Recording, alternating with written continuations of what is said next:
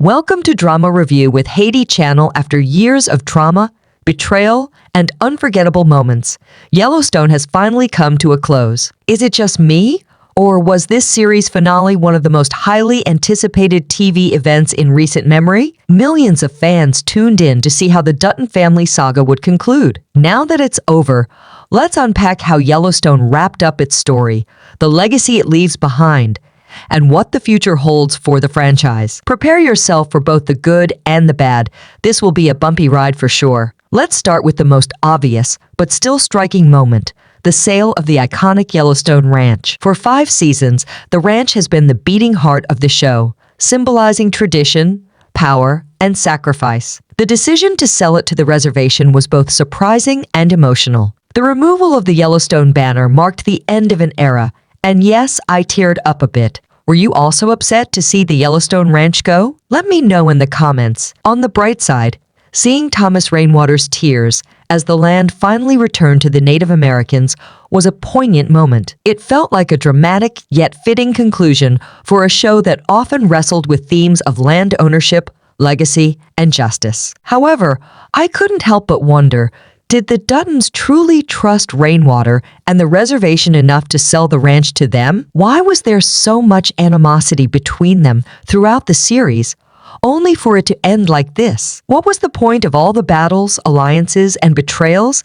if this was the conclusion? In that sense, the ending felt a bit underdeveloped, but that's just my opinion. Let me know what you thought. One thing is clear though, the sale of the ranch closes a chapter while also shifting the tone of the Yellowstone franchise moving forward. This bittersweet ending makes the prequels, like 1923, feel even more significant, as they offer a richer context for the Dutton family's sacrifices over generations. Will these prequels feel more satisfying now that we know where the story ends? Let me know your thoughts. Now, let's address the biggest twist of the finale: Jamie Dutton's death. Yes, Jamie is truly gone, and I have a lot to say about it. Feel free to disagree with me in the comments, but to me, his murder was abrupt, shocking, and left little room for resolution. One minute, Beth tells Jamie she's going to kill him because of their dark, complicated past. The next, a physical fight breaks out, and Rip conveniently appears at the perfect moment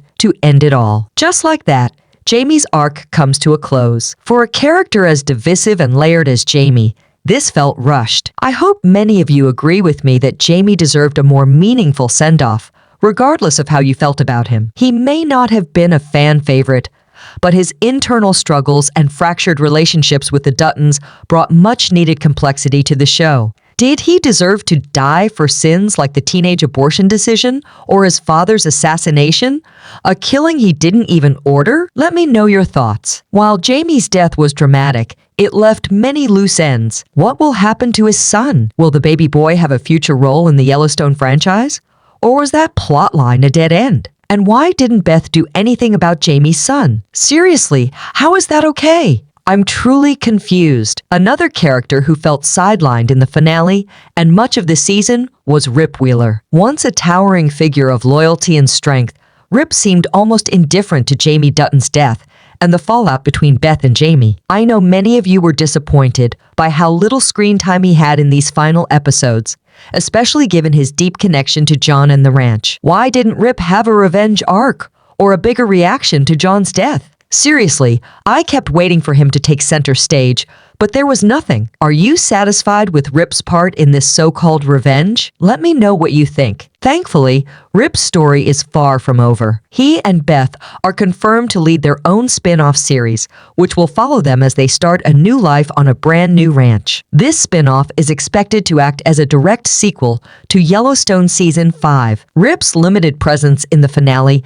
may simply be setting the stage for bigger things in his next chapter, or at least, that's what I'm hoping for him. With the Duttons' Yellowstone Ranch era officially over, the Yellowstone universe is expanding in new directions. The finale set up several potential spin-offs, including one centered on Case, Monica, and Tate, who are starting their own cattle business. While this storyline wasn't explicitly confirmed as a spin-off, it seems likely. Case's decision to sell the ranch was a relief to him, but it also revealed how much of a burden the family legacy had become. Luke Grimes' performance as Case was raw and emotional, highlighting his internal conflict. Monica, on the other hand, was noticeably underdeveloped in the finale. She barely spoke throughout the season, and yes, I'm mad about it. Will she have a more prominent role in a potential spin-off?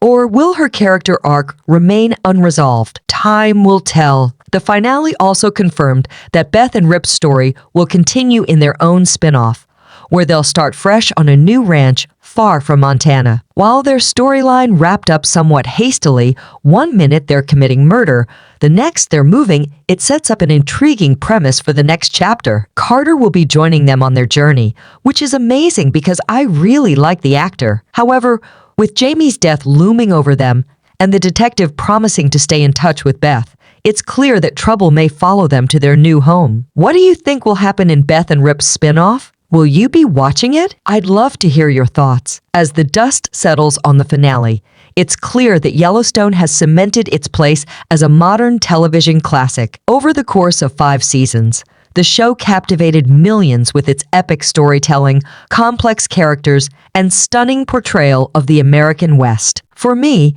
it redefined the Western genre for a new generation, balancing old-school grit with modern themes of power, loyalty, and identity. The finale may be controversial for many, but don't worry, I'll always be here to keep you updated on what's next for the franchise. For more Yellowstone updates, make sure to like and follow. Meanwhile, check out the video on the screen, it might interest you.